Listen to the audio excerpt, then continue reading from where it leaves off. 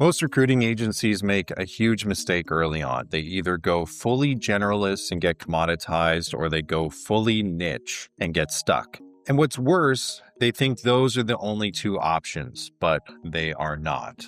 There's actually a third model, and once you see it, you can't unsee it. Just some quick context so you know where this is coming from. I've helped hundreds of recruiting agencies make a lot of money through our company, Seven Figure Staffing. And I'm the author of the Ultimate Recruiting Agency Playbook, where we break down the actual systems behind building and scaling modern recruiting, search, and staffing firms.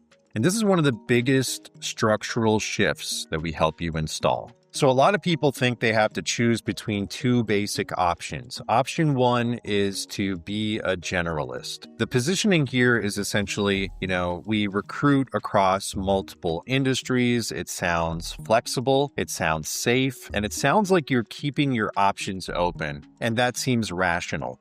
It sounds like it gives you this massive worldwide playground of prospects to choose from that will never run dry. And that gives you comfort. As long as the potential numbers are huge, you can feel optimistic. That's the psychology. But what is it that actually happens? Those massive numbers and the sea of potential prospects don't end up saving you. All you end up with is weak positioning, low trust, low reply rates, constant price competition, and you become interchangeable, meaningless, and non-competitive. You have no single default point of leverage that you can build from, and that's not good. You're just another recruiter, another vendor, and another name in a very long list of names. And then there's option two, which is to go hyper niche. We only recruit X for Y industry. So now things change, right? You have stronger positioning, you have sharper messaging, you get better traction, and you get higher reply rates, inevitably. And this is usually where people start to feel like, okay, I think I've figured it out. I'm making progress. I'm going to double down and go full speed ahead right here. I'm just going to focus. But that's only half the picture.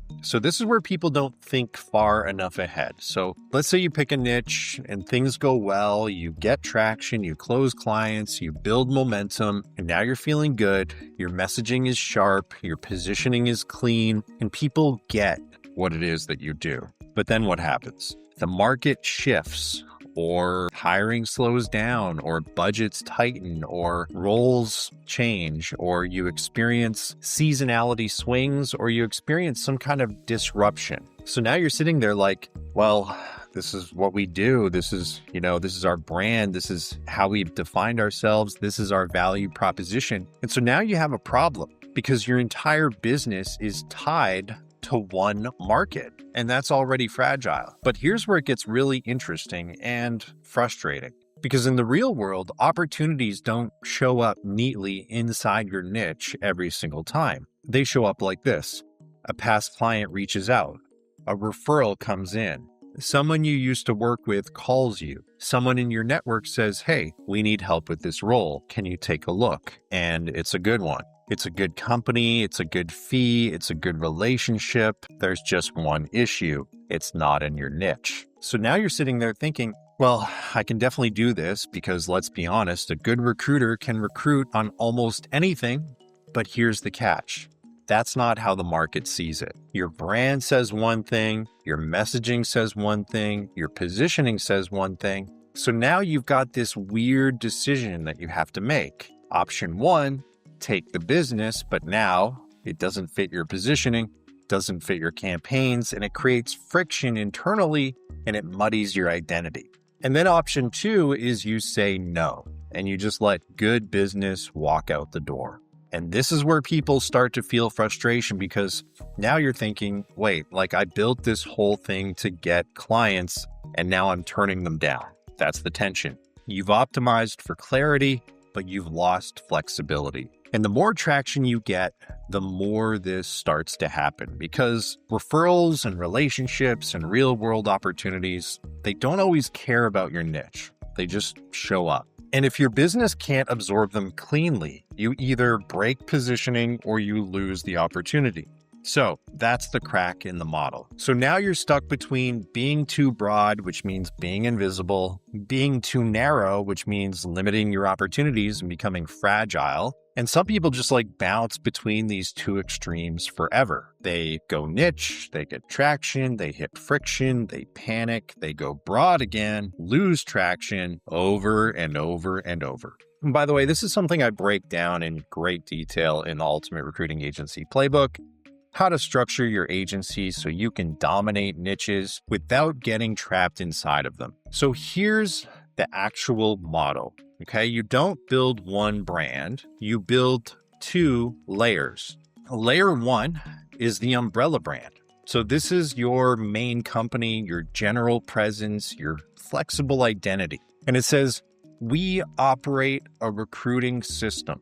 It doesn't say we are a niche recruiter. And what it does is it gives you flexibility, optionality, and long-term stability. Then you have layer two, which is the niche brand. This is where you go deep, you get specific, and you dominate a specific market. This is where you run niche messaging, niche campaigns, niche positioning, and it's where you get intimately familiar with the internal lingo and pain points of this one specific market. This is where you actually win because you build out this layer to make you the obvious choice for one specific sub-industry avatar. So this is where it clicks. Instead of choosing generalist or niche, you become a generalist infrastructure with niche execution. And that changes everything. So think of the flexibility and agility this now gives you. You can test niches without risk.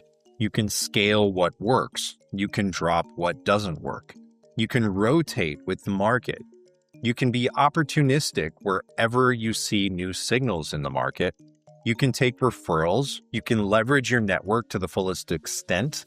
And you can continue to capitalize on relationships you may have built over time. The beauty of it is you're not guessing anymore. You are operating. So let's consider a hypothetical example. Let's say your umbrella brand is Agility Talent. Okay, just picking a name out of the air. So under that, you might run Agility AI, Agility Behavioral Health, Agility Industrial, Agility Data Centers. Whatever niche has momentum and signal is now one that you can double down on and pursue in a systematic and leveraged manner. Each one of them is going to have specific pain points, specific messaging, specific candidates, specific campaigns, and specific internal language. So to the market, you look like a specialist, but internally, you're running one system and deploying one team. That's the advantage. So, $1 million question, why isn't everybody doing this? Well, because it requires thinking structurally, not thinking emotionally. It's not necessarily branding first, and it requires the ability to pivot strategically and deploy quickly. So most people think, well, my brand is my niche, but that's the mistake. Your niche is not your identity. Your niche is your current opportunity. And of course, those are not the same thing. So here's what this actually gives you. Number one is speed. You can move into new niches quickly. Number two is protection. If one niche slows, you're not dead. You have built-in pivotability. Number three is scale. You expand horizontally, not just deeper into one lane. Number four is leverage. You're no longer dependent on one market. So most recruiters think, I need to pick the right niche. That's wrong. You need to build a system that can find and exploit the right niches continuously. And that's a completely different game. So if your business depends on one niche, you don't have a business. You have a bet that you have placed, and that's precarious. And eventually that bet is going to run out. The agencies that scale don't stay in one lane forever. They dominate a niche, they extract the value, they expand, and they repeat. They operate a system. So once you understand that, you stop asking, what niche should I choose?